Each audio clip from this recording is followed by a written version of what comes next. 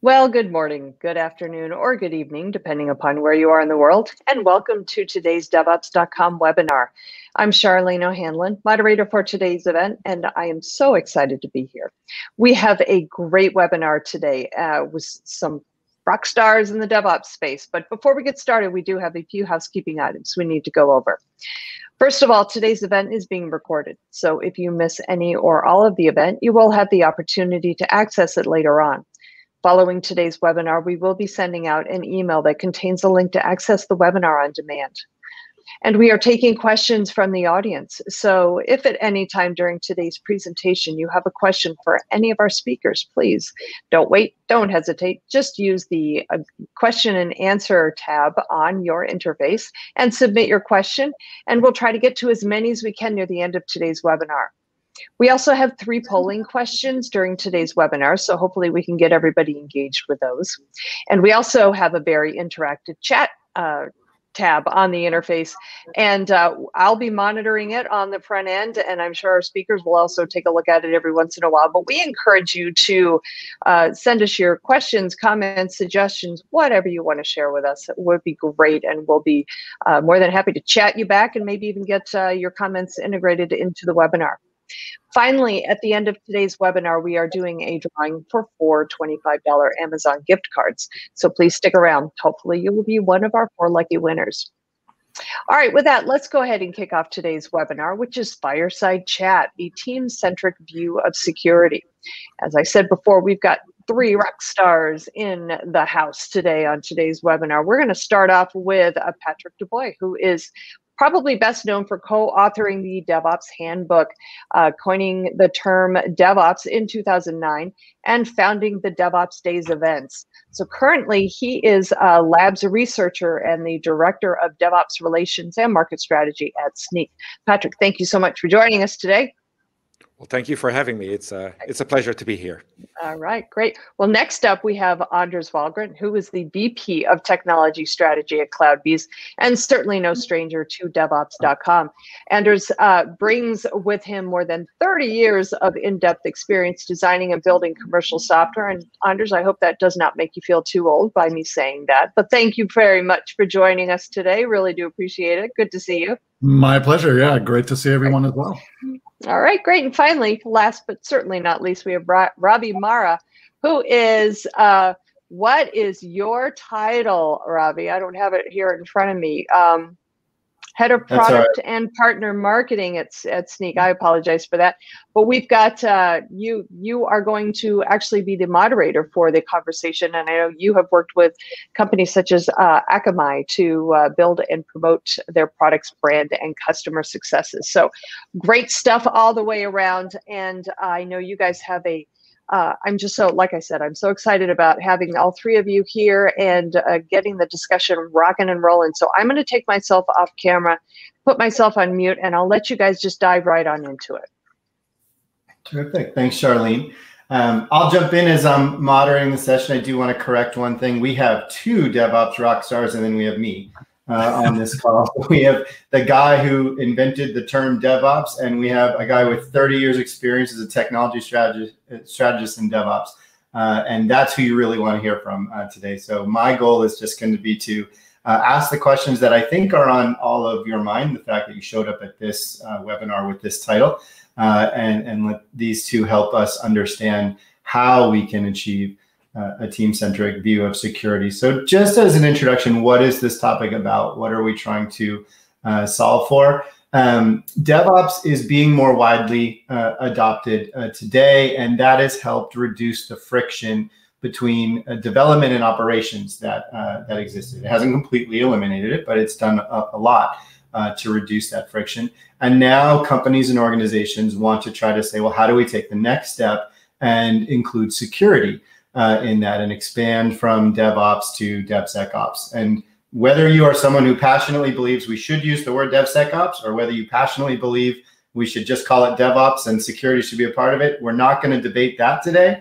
We're going to agree that we want to build security into the process. And what can we do to do that effectively? We know that with DevOps, we created this shared culture culture of shared ownership. We build it, we run it, and that has resulted in faster development and better operational outcomes. But security, for the most part, has not come along for the ride in that. And so that's what we're looking to solve for. We want to build security into the DevOps process so we can build it faster, operate it better, and have it be more secure as we go forward. And like I said, we've got two rock stars here today who have a lot of good ideas to share with us as we all try to plan how we do this.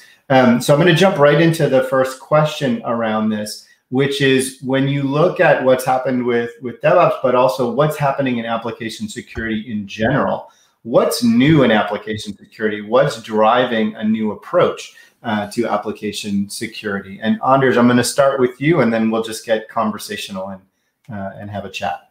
Yeah, great. So I think, what we've seen in the last few years, and which will continue to be the case, obviously, is focusing a lot on the security of our applications, on our code, on the libraries, open source, commercial frameworks, and so on that we use. And I think what we're seeing a little bit more of ourselves with our customers is an increased focus on the security of the software delivery pipelines themselves, and essentially, kind of looking at the security of the whole software supply chain, if you will.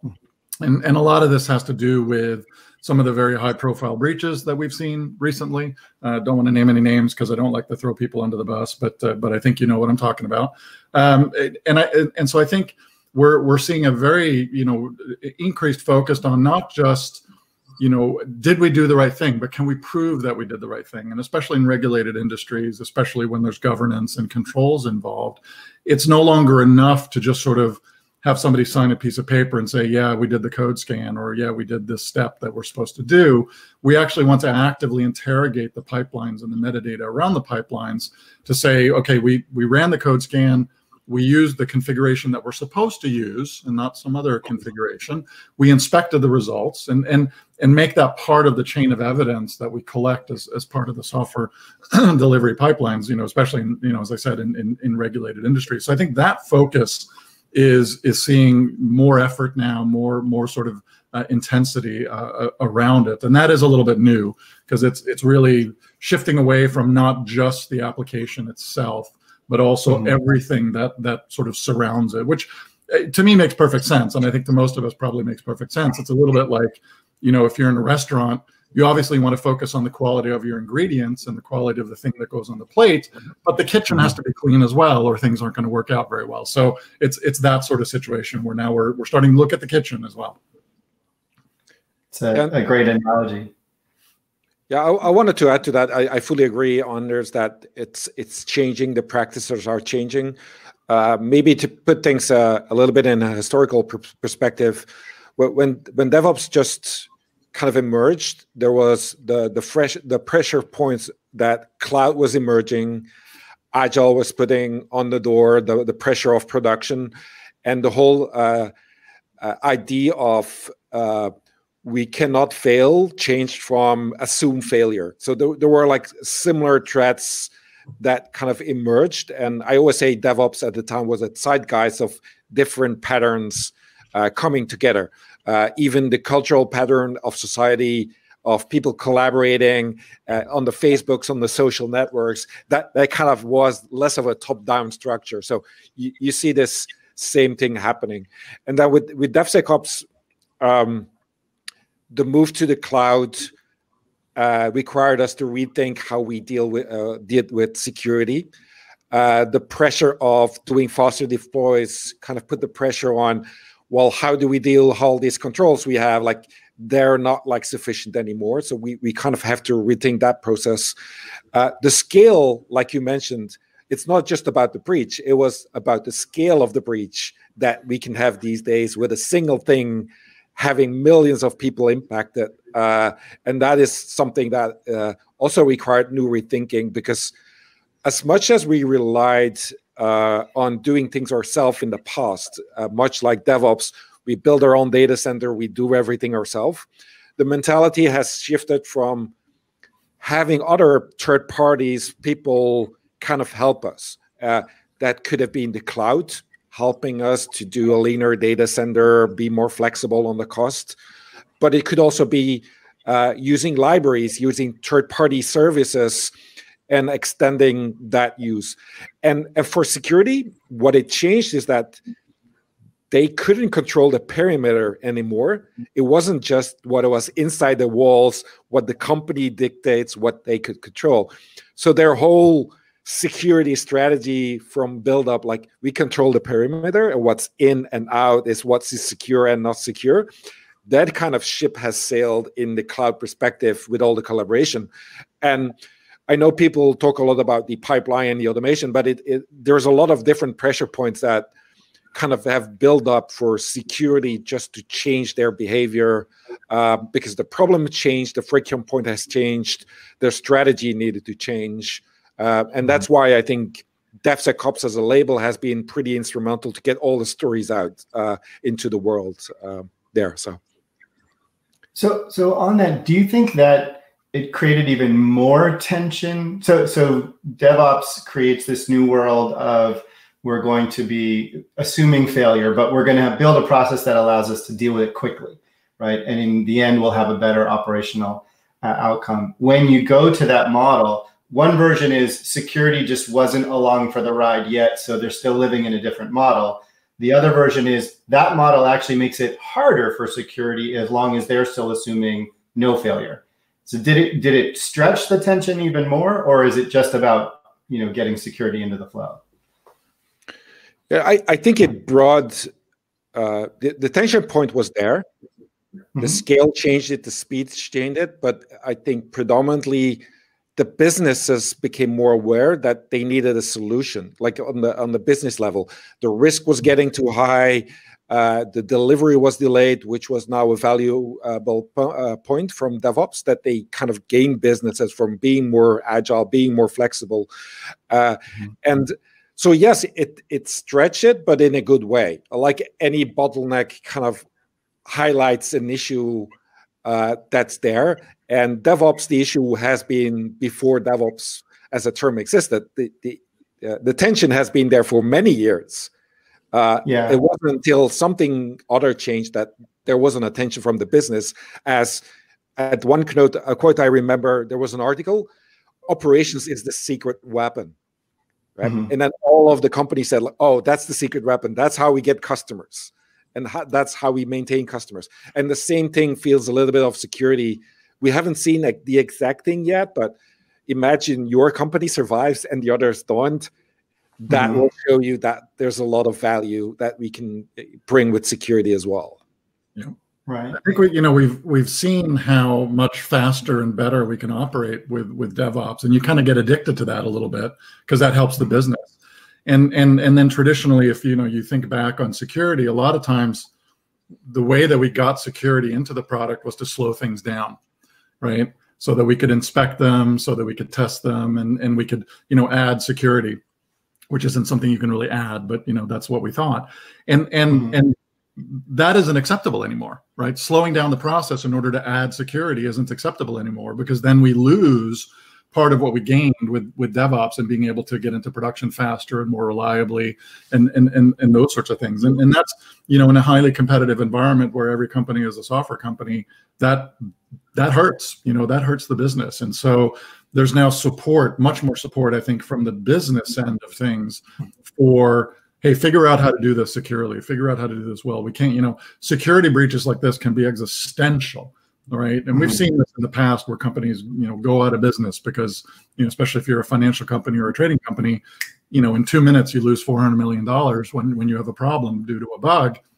That's existential. And so it really is kind of a, we've seen the light on the hill. And we know that we can get to where we can operate, quickly and efficiently and do things well. And we're not willing anymore to operate slowly just in order to, again, I have to air quote it because it's such a silly notion, but to add security. Well, because it's existential either way, right? If you, in a certain industry, if you suffer a bad breach or a bad security incident, it could be the end of you. If you go so slowly that you don't keep up competitively, you're blockbuster and it's the end of you, right? So either way, you've got to solve for both. And that's kind of what DevOps did. When you think about, you made a really good point, Anders, in the beginning, which is we went from trying to secure the product, the application, the code, right, to now also, and we had an environment and tools and process to secure the product. And now we're trying to secure the environment, the tools, the applicant, the process, and the product. Did it come with any new measurements or any new metrics? Like with DevOps, in addition to trying to maintain uptime and performance and quality, there are some metrics about, well, how fast can I get something deployed, right? How fast can an engineer go from A to B? That helped improve the overall process. Have we seen anything like that in security? I think, from my perspective, the first thing I would probably point to, and I'm sure Patrick will have more interesting insights here, but time to detect and time to remediate are still good metrics and apply to security. Because how quickly can I detect that I'm using a vulnerability or that I have a vulnerability in production?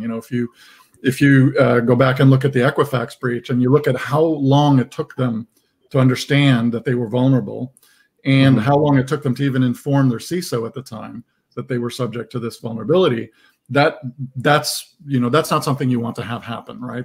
That's not a situation. That's not a happy place to be in. So I think how quickly can we understand from the time that the vulnerability is disclosed to when we understand what its impact is on us? That's one sort of cycle time that I think we want to think about, and then also time to remediation. If it's just a quick go into my Maven POM file and tweak the patch number on a third-party library, build, test, deploy, put it into production. What's that cycle time? I think those are probably those are some pretty interesting metrics that you want to understand, and you want to know that you have the capability to do that. And I think oftentimes when we talk about the more complex orchestrations that we do and those sorts of things, a lot of that is so that we can get really good at doing the simple things, right? So that when there's just a burning zero-day vulnerability that's just been disclosed and we got to patch this library, that library, that we want to have just a straight, rapid path into production for those simple changes. But that still goes through all the things that we have to go through in order to make sure that we're doing it correctly. So those are the two I would point out. I'm sure Patrick will have a few others to chime in with as well. Yeah, I think they've been predominant in, let's say, the first 5 or 6 years of DevOps. That was kind of, the detection and the remediation. I think since then, people started seeing that you can only sample so much and so fast. Like there's always a period where you don't see it, where you don't kind of see what's happening. And it's a frequency of measurement problem in that sense. And so the narrative kind of shifted, and if people don't know him, John Allspaw is really talking about resilience engineering, and he's not talking about making the systems resilient. He's talking about the resilience as, are we learning from incidents, right? And can we deal with the incident? And that's the focus, that even you will always miss a sample, you will always miss a detection, but imagine then when it happens, are you ready there as well? And sometimes jokingly, I call this like shift right. It's like be prepared for the unknowns, while at the same time shift left, deal with the things early in the value stream. But you kind of need to have both strategy. And that continuous learning could be measured by, are we getting the same incident types over and over again? Can we show this? So it's more of a class of measurement, and it's the direct measurement. You need the other measurements to kind of understand the detection, and you definitely want to get better at this. But for example, the same shift has happened with monitoring. It was all about detection and the sampling side, and then all of a sudden it became observability, which was, we don't know what we're going to hit, but we're going to collect, and then we're going to get better at dealing with the unknowns. So both kind of are expansions on the idea of the detection and the remediation, is be prepared and then learn from that. And that is kind of like the additional spin that we can save security from just looking at the measurement, but immediately jump in like, okay, there needs to be some learning there as well. So yeah, I love what John Allspaw says. I think it was in one of his tweets about every incident, you've already paid the cost, right? Now the question is, can you learn from it, and can you get better from it? Because it's a sunk cost in terms of the outage or the vulnerability or what have you. And really, it's now, can we collect some benefit from it that we've already paid the price? Great. So one of the things as we move into this view of starting to get in is we might run into some bottlenecks. And we're going to now go to Charlene, who's going to ask the audience a question here to try to identify where we might see some of these bottlenecks. Yeah, so the polling question has just been pushed out. The question is, what is your #1 bottleneck preventing adoption of DevSecOps methodologies today? The poll should be up on your screen. It's also in the polls tab under the open section. You can make your choice from tools that are overly complicated, no shared security responsibility between security operations and development / DevOps teams, not solving security issues early enough in the application development lifecycle, lack of trust between security and application development teams, or my organization hasn't started to add security into the DevOps fold. So we'll go ahead and leave this polling question open for a little bit. Robbie, I don't know if you guys want to continue your conversation and then we can circle back on the poll results, or if you want to just leave it open for a second and then we'll take a look at the results. You tell me. I think it'd be great to leave it open for maybe just a couple more seconds, and then we'll look at the results. Okay, great. Well, while we're doing that, just a quick reminder that if you have a question for any of our speakers, you do not have to wait for the question and answer period. You can go ahead and submit your question at any time, and we'll take as many as we can near the end of today's webinar. All right, we are doing really well with our responses, so I'm going to give folks about 10 more seconds, and then we'll close it out, take a look at the responses. All right, got 5 more seconds here. 3, 2, 1. All right, I'm closing the poll now. Let's take a look at the results. The question was, what is your #1 bottleneck preventing adoption of DevSecOps methodologies today? The largest percentage, 45%, folks said no shared security responsibility between security operations and development / DevOps teams, which I think is kind of interesting. The second largest number was 23% who said tools that are overly complicated. So, and then we had 18% who said that their organization hadn't even started to add security. And then 14% said not solving security issues early enough in the application development lifecycle. So I don't know what you guys want to do. And that was 0%. No one shows lack of trust between security and application development teams, which is interesting because I think that there's a narrative out there that there's a friction between the security and the development people, the teams, versus there's a friction maybe in the goals of the organization, which maybe causes the the strain. Interested on your guys' thoughts on that. I know it's the 0% answer, but it jumps out that no one hit it. Well, I guess if you if there's no shared security responsibility, and you haven't started to add security into the DevOps fold, then we've got about 60% right there that there is no opportunity for friction.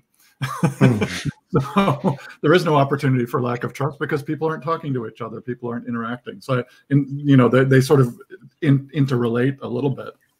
The no shared security responsibility. I sort of interpret that as we have siloed teams to some extent still, and I think one model that I've seen work really well is embedding security people with the product teams, whether it's permanently or whether they bungee in, bungee out, whether it's sort of a dojo kind of approach to, come sit with us, come learn, come see.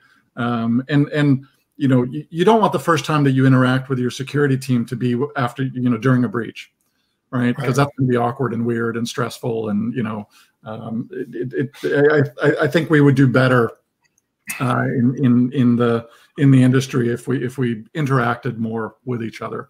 And embedding is one option. Obviously there's lots of others, and we don't all have enough resources, enough people to be able to sort of permanently put a high level security person in each product team, but or at least most places won't.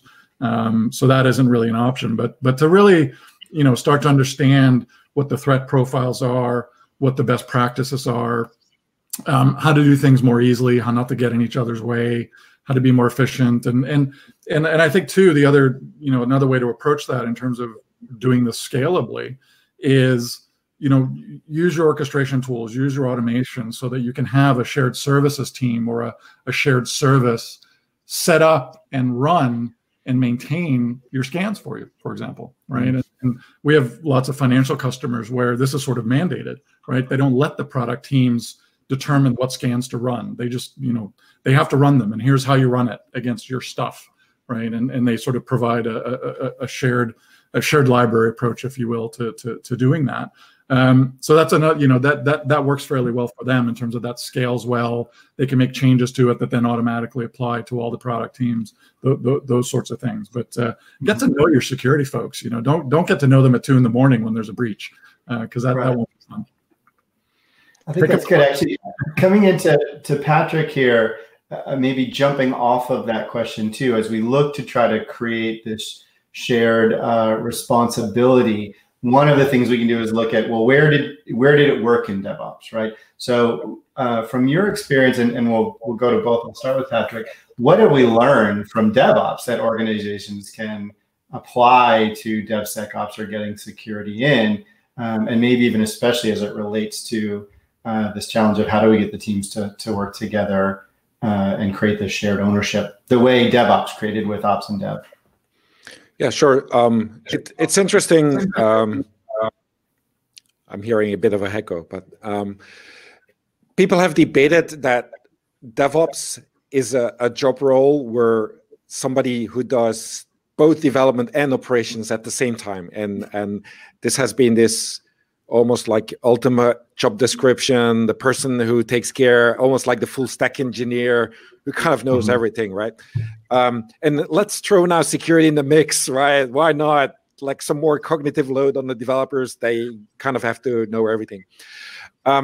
What I see is that there's been different topologies. There's been people kind of getting a group of everybody does everything. There's been some half overlapping. They kind of collaborate between, sometimes maybe through the pipeline, sometimes maybe through some kind of more reviewing process. And then there's we do everything kind of ourselves with our small team. I think the crux is that you look at DevOps or people, their tasks, not anymore as their roles, right? Sorry, not anymore as their group title, but one person can do multiple roles. And a developer, for example, a traditional developer can do 20% of the operations due through automation and can take, or maybe 80%, but he still needs that speciality of 20% where he goes to another kind of more expert.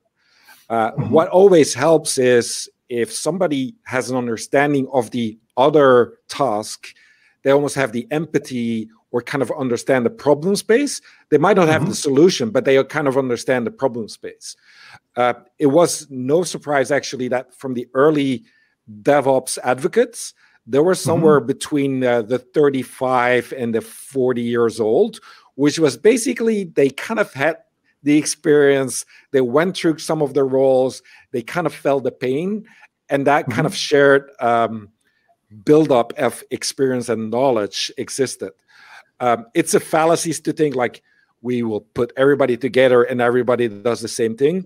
I think it's a little bit called, there's a term for that, is the tragedy of the commons, where you say like, okay, here's the shared land, do whatever you want, and there's no clear like rules. It can end well if everybody's polite. It can end horribly, like one overtaking the other. And that's kind of the buildup of, do we trust the other person to do the right thing? Like if they're not going to take things away or they're going to do wrong, and that's part of that buildup of the team. So they might not see it as trust building, and that's why maybe they answered like 0%. But there's no problem. Theoretically, there's no problem of having a separate development team, a separate operations team, and them collaborating. Yeah. this is perfect, as long as they kind of say, well, we trust you to do the right thing. It's your expertise, and you're always there for us if we need you.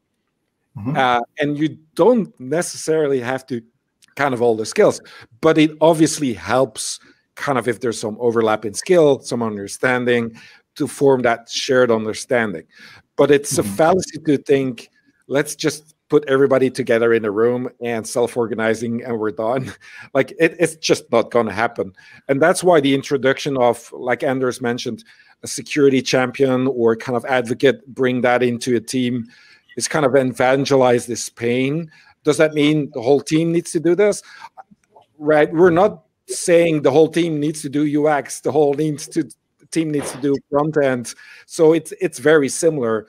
We kind of have to know enough and to know when we need to ask for help.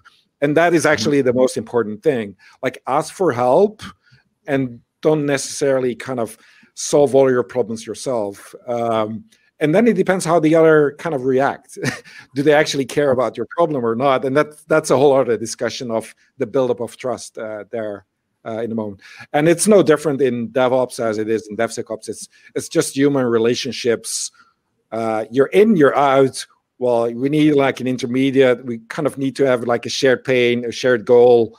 And it's not rocket science. Like, my kids know this at school, but yeah, it doesn't mean it's easy to implement. Yeah, most of the things that we needed to learn to function well together, we learned in kindergarten. It's just a question of whether we apply them properly. And I think too, there is that sort of notion that if we have a team that we add the label DevOps to, or we have engineers that we add the label DevOps to, that all of a sudden we're doing DevOps. And that's sort of a cargo cult mentality, I think. And I've had companies that I've worked with where, you ask them a question like, well, so are you doing DevOps? Are you thinking about it? Like, oh yeah, we have a team that does that. Okay, you have a team that does that. Like that sort of misses the point of the whole experience. But everybody wants to do it, so that's kind of good. At least they know what the term is. I think it's the trust and the human interaction is so important, because that, and I think that I just want to kind of emphasize what Patrick said there about asking for help. That's so important to be in a culture, to be in an organization where I don't quite know how to do this, or I don't know what that means, and feel comfortable to sort of raise your hand. And especially these days when you have to raise it remotely, you're not, you can't just sort of whisper to the person sitting next to you, hey, do you know what this means? Because you have to actually, very proactively raise your hand these days. That's very important. And I think great point too about sort of, most of the people that started agitating for DevOps, and probably for Agile too, if we go back and look at that, were people that had been in the business for 15, 20 years, had seen enough to sort of see the patterns, right? And see the good patterns, the bad patterns. And at the same time, then you also, just to close the loop a little bit on the whole idea of the full stack engineer, which is, to me, is a unicorn. They exist sort of, but they burn out very quickly because they get all the responsibility for everything labeled on top of them. And I have much of a preference for full stack teams, whether that's permanently attached security people, permanently attached user experience people, or whether it's, sort of people flit in, people flit out, you form and reform teams, those sorts of things. And just understand that, you have to work with someone for a while before you understand them, before you understand what they do, what's important to them, how that works. And then once you gain that understanding, you're much more effective the next time yourself in how to work with that function within your company. So if you worked a little bit with a security person, you worked a little bit with a designer or a user experience person or an architect or a DBA. DBAs are another one of those sort of functions that are still kind of a little bit, off siloed in their own world, not as much as they used to be. But you start to accumulate a little bit of that experience and a little bit of that being able to see their point of view. And I think that's very important in security, because you need to understand what the threat profile is. You need to understand what the important parts are to worry about in the part that you play. So that, the more you can mix people up like that, the better the soup becomes. And is there a lesson that we learned in DevOps on how to do that? So there was it sounds like the the key point is we may need to have people who are specialists enough in something that they can do it really well. So our goal isn't to hire people the unicorns that can do everything equally and just staff our team with that. Our goal is to get to a level of empathy. You need to understand the other person's job well enough to be able to work with them in this new mode, even if you can't do it all the way. Is there anything we learned from DevOps when we tried to do that with Dev and Ops? So in some cases, in the early days, you found people who did know both and had empathy from experience. Did we learn anything in terms of creating empathy that we could then apply to security? Yeah, I think similar patterns from I've seen people rotate their roles, so not within the silo. So today you're responsible for the tickets, and the next day somebody else. There is obviously a danger because, again, tragedy of the commons, like, well, the problem is for the next person, right? But if you then mix in like, okay, let's forget this. We're going to try with the whole team to get this list of issues as minimal as possible. Then what all of a sudden happens is you start having the conversation, which you should have had, around like, okay, how do we deal with this? And then, like we said, having the empathy and the understanding, it's the diversity of opinions of multiple views. And that's why, Agile went to pair programming. We're now heading into kind of mob programming. We're all kind of making these decisions together. Quite similar to how we're reviewing code. We're all on the chat. We all can ventilate our stuff, and we can get a much stronger feedback loop on that. So that are some examples of do this in pairs, work together, don't do things solo, get the review, the feedback, be a good contributor to give feedback from you as well, and not write like committed as your commit message. Like it's not really helpful. So there's a couple of these hygiene roles that really help you set part of improve the conversation. I think there's role play people have done, game days, which is also a similar way of understanding the pains if you all of a sudden find yourself in a different role. The true kind of alignment is usually when you start understanding who does what on a team. Like, what's your preference? And always align a preference with what a person likes to do, because the motivation is really helpful in that stuff. Like, I've been on many teams and they say, you're the DevOps person. I don't mind. They call me a DevOps person. I'm not going to bother them with a discussion, but okay, I'll take care of this if you take care of that, and I trust you to do that right thing. And that balance, I haven't found another efficient way. The balance only gets created by chatting and discussing issues. In DevOps, another key tool we used was the value stream mapping. We kind of discussed how the whole chain worked. Who decides what? Then it's hand off to that person. And that creates, besides a nice visual everybody likes, right? But it creates the shared understanding of the system. What are we really facing? And that's something that really helps in their understanding. I had a company for 5 years. At the last 2 weeks, we had to write the documentation, and we finally sat together, did the more programming, and we never learned as much as from each other by just sitting together. We worked like 5 years together. Like, we thought, like, we know the whole system in and out. But that conversation is key there. Yeah, I think in the beginning, whether it's the beginning of DevOps or the beginning of an organization starting down the DevOps journey, it's a little bit like that movie, and I forget the name of the movie, but two warring aliens, their planes crash on one planet. And in order to survive, they have to get to know each other and get to trust each other. They don't speak the same language, right? And that's a little bit what we were faced with, obviously dramatizing it clearly. But we didn't speak each other's languages. And you can say, that can be Dev and Ops, it can be Dev and QA, it can be product management and QA. I mean, any sort of organization.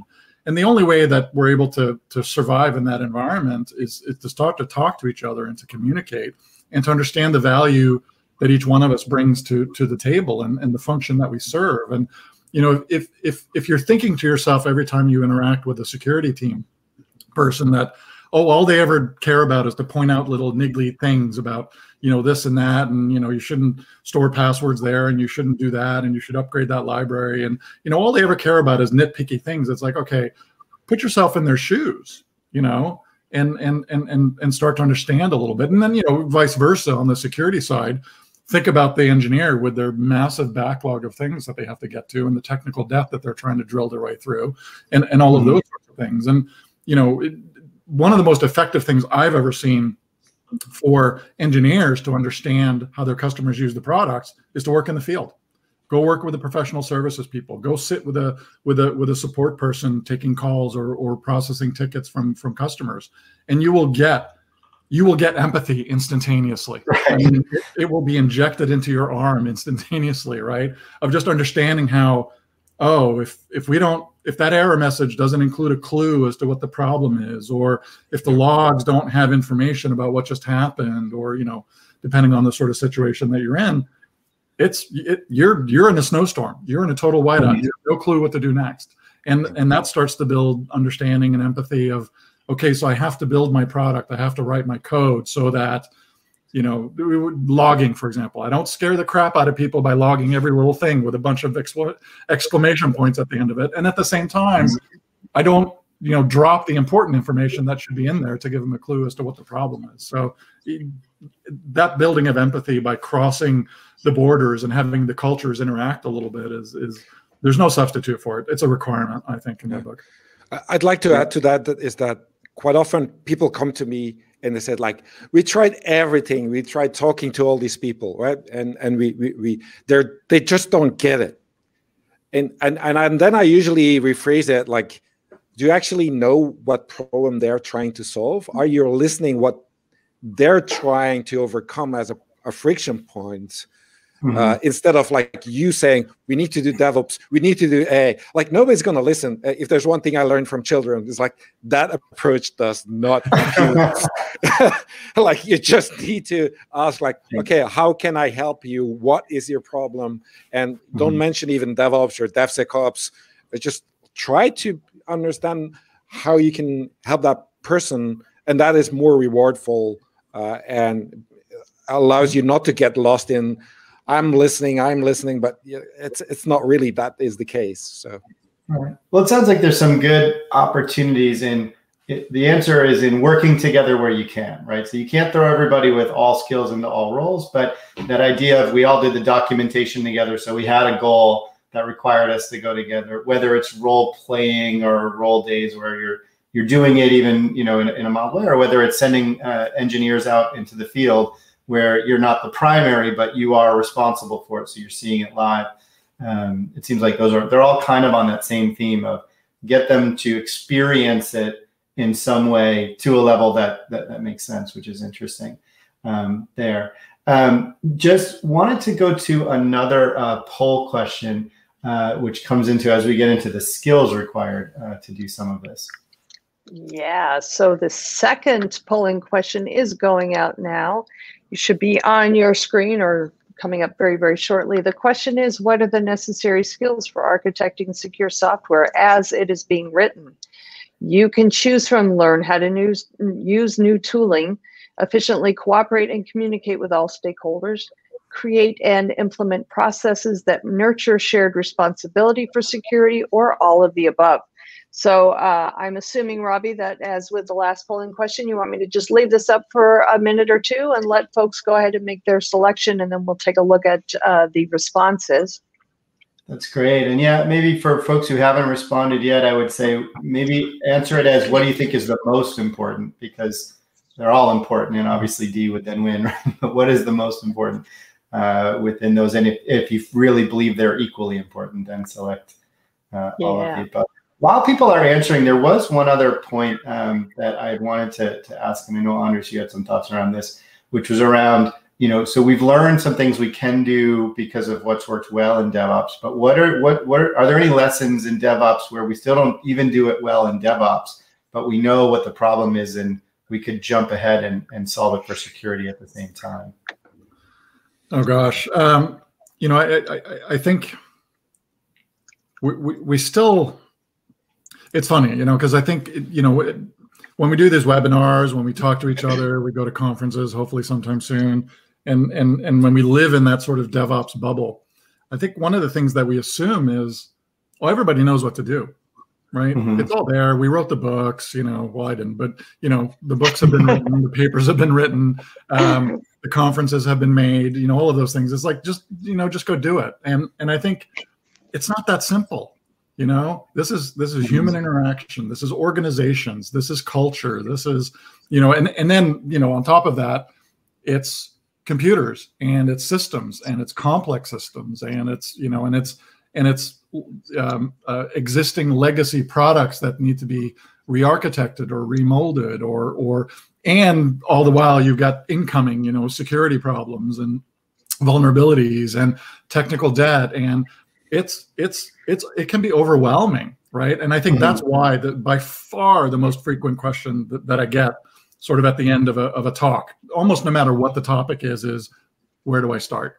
Mm-hmm. Right. That is almost always the first and the most frequent question. And I think in the industry, I think we need to have a little bit more of an understanding and empathy for the rest of the world, the rest of the folks out there, that it's very difficult to get started on this. It's very intimidating, and it can seem, and it is very overwhelming if you feel like you have to boil the ocean, right? Mm-hmm. And that's why I think that question comes up a lot, which is where do we start? So I think the things like the DevOps handbook, and there's lots of good places to go look for advice on how to do a lot of these things. But I think we also have to understand. And here I'm sort of referring to kind of the people that are kind of thought leaders and so on. Is it's not straightforward to figure out what to do next or what to do first. Which problem is the most important problem? Which is the one that's going to take us down? Which is the one that's going to really hose us in the market because we didn't do something correctly, or we don't cycle fast enough to improve it quickly enough to be competitive, and those sorts of things. And I think we just need to understand that there are companies out there that aren't doing continuous integration yet, much less continuous delivery or continuous testing or sort of DevOps, at high volumes and high scale. There's a wide variety of, and I hate to use the word because I hate it, but it's kind of the best one out there right now, wide levels of maturity in terms of how far people are along that journey. And we got to understand that, and I think when you read the state of DevOps report and you're like, the high performers are 10 million% better than the low performers. Well, that's great. That's fantastic. There are people out there who know how to do these things, no question. But the bulk of us are still not very good at doing this, right? And I think we just have to keep repeating that message, keep working with people, have empathy for people that are trying to do this, right? And understand that is a very intimidating wall to walk up to and be like, all right, I got to climb this thing. Where's the line? Where are the toeholds?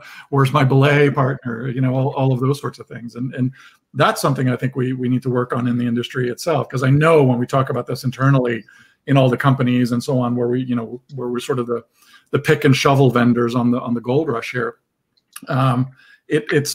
We need to have more empathy for how difficult it is to do these tasks as well. So I think we need to reflect inside of ourselves a little bit as well in the organizations. I think that's really interesting. Charlene, I'll just summarize the scores because I can see them here, and I think it's a pretty straightforward thing. It aligns to what you just said, Anders, which is, so the number one choice was all of the above, but that there was an equal split for second on the effectively cooperate and communicate and create and implement processes. So tooling got 0 votes, right? It was really, everything was about how do we get the people working together? Because you can interpret both of those answers as, one, how do we get them to communicate together? One, how do we get them to have this shared culture of ownership? It was really about the relationships more than the the tools and the technology that people jumped into, which was interesting. So just on the last question, I know we're kind of short on time, and we also want to leave some room for Q&A. So maybe a key point from each of you. And Anders, you kind of set me up with this a little bit with your point about the variance in maturity across different teams. But when we think about this goal of shared ownership, from what you've seen in general, how are we making progress? And how does a company know when they're making progress? Is it just you feel like it, or is there some observability that you can have into the way you work, or something else about your business that lets you know that you're further along and you're making progress? Yeah, I think, when it comes to, kind of measuring progress, metrics, those sorts of things, it's, very important, I think, in terms of outcomes. What are the outcomes that we want to have? What are the outcomes that we want to avoid? We want to, obviously we want to avoid security breaches. We want to avoid quality problems, and security is an aspect of quality, right? There's no question about that, I don't think. So it becomes it's a measurement problem. What is the frequency and the depth at which we can measure? And I think what we traditionally used to do is at the tail end of the process, we would do all the measuring, right? And if you go back to pre-Agile or waterfall, which it's still out there, people are still doing waterfall development, lots of it. The goal was we get to the end of the process and we do all the measuring and all of the depth of measuring that we're going to do. So we do all the quality checks, we do all the security checks, we do all the performance checks, we do all the scalability checks, all of those sorts of things right at the tail end, which of course is when we're least equipped to actually fix a problem, right? And we're most under pressure to get something out, put it in production and release it. And so we learned through Agile that it works a lot better if we iterate. We learned through Agile that it works a lot better if we put something in front of a customer, put something in front of a user, get feedback, make it better, cycle back and forth. And then we learn, of course, that cycle times matter, because if we have very long cycle times, we don't get to do that very often. And security is kind of the same. It's one of those things where if you start to measure the security of your application as if that were just a number that you could assign to an application, which is a fallacy in and of itself. But if you go through that process, you want to do that early. You want to do that often, and you want to pay attention to the feedback that you're getting from that, so that you can you remediate, so that you don't have to shift right. As Patrick said before, like when you have a vulnerability, when you have an incident, it's student body right. Everybody to the right. Now fix this. Lock it down, shut it down, and there's panic and everybody's running around like, chickens with their heads cut off. You don't want to be in that situation. And the only way not to be in that situation is to start on the left and iterate, and learn the things that work for you. If you're deploying into the cloud and you're using containers, then, container scanning, configuration scanning, all of those things. And we've learned, and I think this is a good thing, that, having snowflake environments is bad, right? Because we can't reproduce them. We can't, when we just continue to fix them until they're this, beat up, bondoed old jalopy that, it still runs and gets us from point A to B. But, gosh, that's not the way to do it. At the same time, if we're continually rebuilding our infrastructure every time, we got to make sure we get it right, because we're going to do it a lot. And if we're building our infrastructure manually that way, that's terrible. Right. And there are still organizations, large, very large software companies out there, large software companies that you have heard of, that still do, that you work with every day, that still do manual deployments where they have spreadsheets of 700 rows where it's Bob does this, Alice does this, and that's how they do deployments still. So then try to do security on top of that. It's kind of mayhem, right? So it's really about get good at the things that you can automate, get them out of the way, right? So just so that you can focus on the things that you need to apply your brain to, right? Get the repetitive tasks out of the way as much as possible. And really just, learn what works for you, learn how you avoid the outcomes. And I think, and Patrick said it before, and I think it's one of the most important lessons is don't make the same mistake twice. That's probably one of the biggest outcomes that you want to avoid, is to make the same mistake twice. So look for that, right? And if you had something happen, if you had an incident, you learned from it, and then it happens again, you didn't learn from it. You know, or what you learned wasn't the right thing. So it's always about, you know, don't repeat the same mistake twice, as much as possible. That's probably the one thing that you want to look for the most in your goal. What about you, Patrick? What do you think is a way to know that you're making progress towards the goal of shared ownership? It's interesting how all these metrics always come up, and I have all the stories to counter all this metrics. Like, is it always bad not to deploy or do things manually? No. Like, I have situations where it wasn't cost efficient to automate that part, and it made sense to do it manual. So it is always putting things in perspective. And the big advice is that, like, work on your biggest bottleneck. Try a small thing that helps that biggest bottleneck, and then reevaluate whether that is still your biggest bottleneck. So then don't get stuck in dogmas like, we need to have 10 deploys a day, or we need to have all this automation, or we kind of do things. That's the funny thing about all the metrics.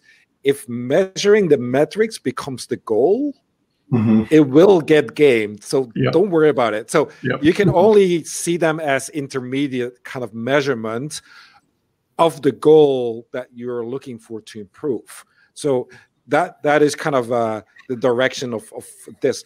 And I sometimes say the whole deployment pipeline sometimes is a little bit of a vanity metric, in a way that we're doing the deploys, we're getting all this going, but it is building up our confidence. But if it fails, right, do we know the right thing to do? Imagine, I always let them tell you, do the thought experiment.